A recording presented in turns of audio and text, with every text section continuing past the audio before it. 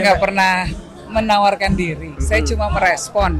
Bahkan saya malah dukung Mas AHY, paling cocok jadi wakil Mas Anies. Ini saya ngomong, ini udah paling pas, udah paling top. Oke, nah gitu ya. Oke, ini paling top, ini udah keren. Kita menjadi ketawa, kita menjadi geli karena apa?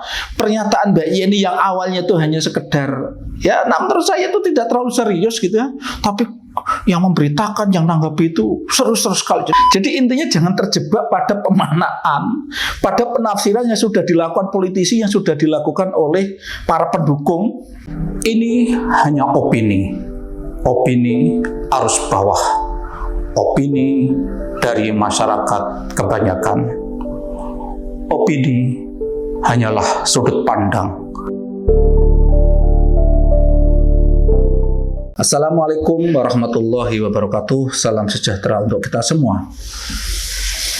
Saya ini dulu jadi wartawan di Jakarta dan kebetulan ditugasi oleh kantor untuk banyak memantau kegiatan Gus Dur dan keluarganya. Jadi sedikit banyak saya tahulah karakter dari 4 putri Gus Dur, yaitu Mbak Alisa, Mbak Yeni, Mbak Anita, dan Mbak Inayah atau Inai.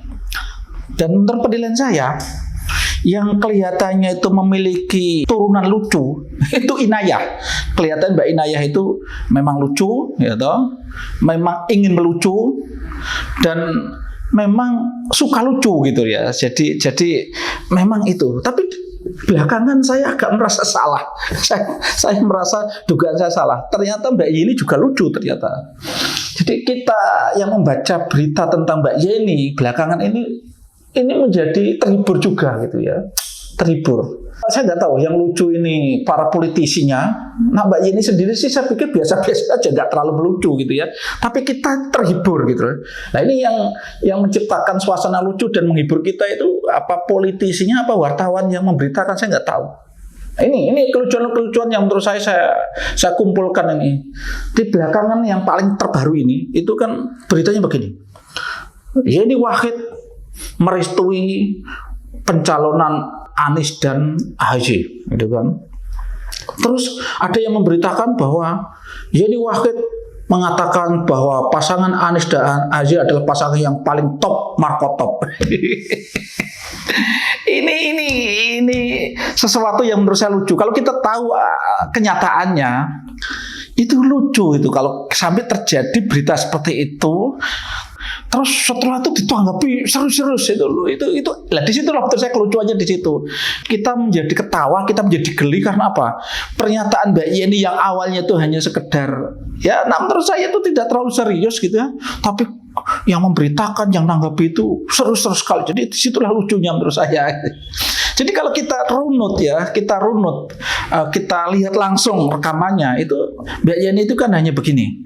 Pada waktu itu ada acara peluncuran buku oleh AHY. Acara itu sekaligus ulang tahunnya AHY. Beberapa tokoh partai diundang. Puan Maharani dari PDIP itu juga datang ya. Setelah itu Anies tentu ya sebagai yang selama ini sudah kerjasama diundang juga lah. Pada waktu itu kan Anies sedang ditanya wartawan dan didampingi AHY kan gitu. Nah di saat-saat seperti itu Mbak Yeni kelihatannya mau pulang melewati kerumunan wartawan yang sedang menanyakan Anies itu. Lah di situ Mbak Yeni bercanda, loh ini pasangan yang paling top markotop pokoknya. Dan saya penting saya sudah sudah mendukung ini loh ya, menyerahkan ke sini loh. Saya tidak ikut-ikutan lagi kan gitu. Setelah itu Mbak Yeni kan pergi. Nah setelah itu beritanya seperti itu. Padahal menurut saya ya ini sekedar ya bosa-basi, candaan-candaan. Ya ini bosa-basi saja lah. Tapi yang memberitakan ya serius sekali. Setelah itu para politisinya serius sekali kan. Nah, sebelumnya itu ya ini juga lucu juga. Nah, ini lagi-lagi kan ditanya oleh wartawan bahwa pada waktu itu ditanya tentang kesiapan gitu kan kalau jadi calon wakil presiden. Mbak Yeni mengatakan bahwa siapapun yang terjun di politik itu memang ya tentu berkeinginan suatu ketika akan menduduki posisi yang bisa menentukan kebijakan.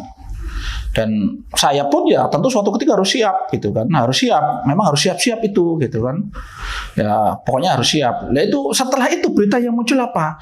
Berita yang muncul adalah bahwa Yeni Wahid siap mendampingi Anies, siap jadi cawapresnya Anies. Yeni Wahid sangat dekat, punya hubungan dekat dengan Anies. Padahal pada waktu itu Mbak Yeni mengatakan dengan Anies itu dekat karena dulu Mbak Yeni pernah jadi dosen di Paramadina yang pada waktu itu Anies jadi rektor di situ. Terus dia mengatakan saya juga dekat dengan Ganjar, saya juga dekat dengan Pak Prabowo. Nah itu bisa beritanya muncul tadi bahwa Mbak Yeni merasa punya kedekatan dengan Anies dan siap jadi wapresnya Anies. Itu sampai yang namanya Partai Demokrat, elitnya, salah satu elit Partai Demokrat yang selama ini memang menginginkan Haji lah yang jadi wakilnya Anies, itu langsung kebakar jenggot mengatakan bahwa Yeni Wahid tidak cocok untuk Anies karena Yeni Wahid bagian dari rezim sebelumnya. Yang mendukung Anies itu adalah orang yang ingin perubahan, maka calon yang akan mendampingi harus orang yang menginginkan perubahan. Yeni itu kan bagian dari rezim, maksudnya rezim Jokowi itu yang dikatakan tidak pro perubahan. Itu lucu sekali, maka diketawakan oleh Mbak Yeni ketika ada pernyataan seperti itu. Mbak Yeni hanya santai aja mengatakan bahwa loh saya malah mendukung AHY untuk berpasangan dengan Anies kok. Sebelumnya lagi itu Mbak Yeni mengatakan, ada peristiwa sebelumnya lagi bahwa Mbak Yeni mengatakan bahwa saya itu punya nilai-nilai. Nilai-nilai saya tentu mengacu pada nilai-nilai yang dipegang keluarga saya, yaitu yang moderat, yang pluralis dan macam-macam itu kan model Gus Dur lah. Nah, Pak Anies itu tentu punya nilai-nilai tersendiri. Wah itu juga serius sekali ditanggapi gitu. Tanggapi bahwa Yeni terang-terangan menolak dipasangkan dengan Anies. Jadi itu yang saya katakan tadi. Ini lelucon-lelucon yang membuat kita tuh geli. Lelucon-lelucon yang membuat kita geli. Ini ya tentu tadi Mbak Yeni itu kelihatannya itu menurut saya ya hanya sekedar ya untuk basa-basi, ketika ditanya wartawan ya dijawab gitu aja. Dan kelihatannya menurut saya Mbak Yeni itu tetap ingin menjaga hubungan baik dengan siapapun. Cuma saya nggak tahu ya belakangan kok media dan politisi itu menanggapi pernyataan Mbak Yeni yang basa-basi itu serius sekali. Ini yang menggelikan kan di situ. Ini sama dengan Kaisang ya, Kaisang yang diramekan, diperbincangkan sampai yang menganalisa macam-macam gara-gara Kaisang pada waktu kan menyatakan siap maju menjadi Depok pertama, dan kelihatannya kan hanya belakangan terus Kaisang bikin konten gitu.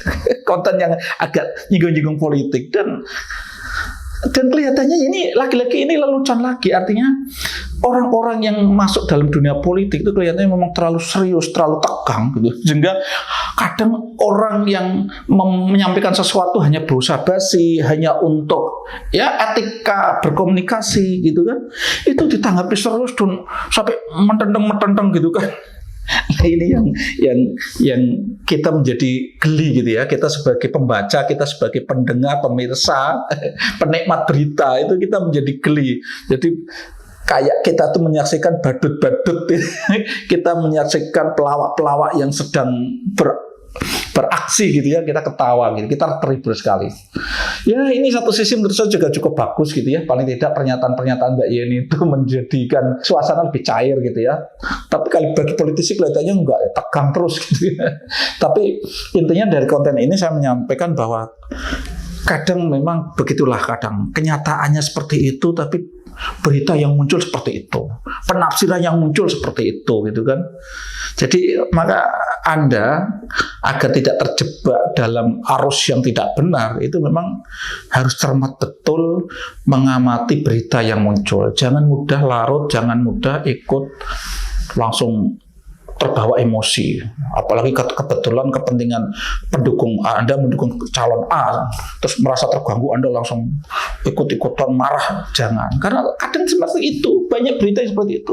Saya nggak tahu atau kualitas wartawannya yang memang sekarang kurang bagus, atau memang sekedar ya memang cara mencari peminat beritanya atau menggait pembaca untuk menarik perhatian pembaca atau pemirsanya, mungkin cara seperti itu. Saya itu cukup lama ya menekuni dunia pers ya. Saya ya hampir 20 tahun lah saya menekuni dunia itu. Perasaan ya kita dulu diajarkan tidak seperti itu. Tapi nggak tahu belakangnya seperti itu. Jadi mudah sekali menafsirkan sesuatu yang sebenarnya jauh dari fakta. Maka saya harapkan kita sebagai pemirsa, kita sebagai penikmat membaca berita itu memang menurut saya harus hati-hati menyikapi itu.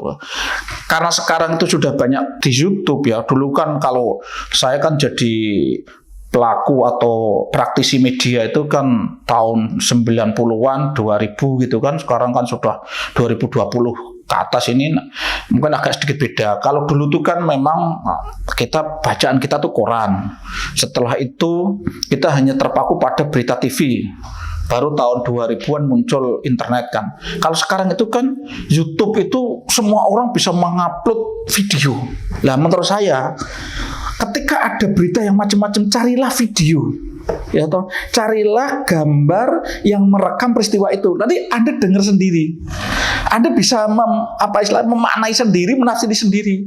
Jadi intinya jangan terjebak pada pemaknaan, pada penafsiran yang sudah dilakukan politisi, yang sudah dilakukan oleh para pendukung, para pelaku-pelaku itu, dan juga pemaknaan dan penafsiran oleh wartawan yang membuat berita itu. Kita lebih baik menafsirkan sendiri. Kita cari sumber aslinya, kita lihat video aslinya, baru kita cerna dengan hati yang jernih.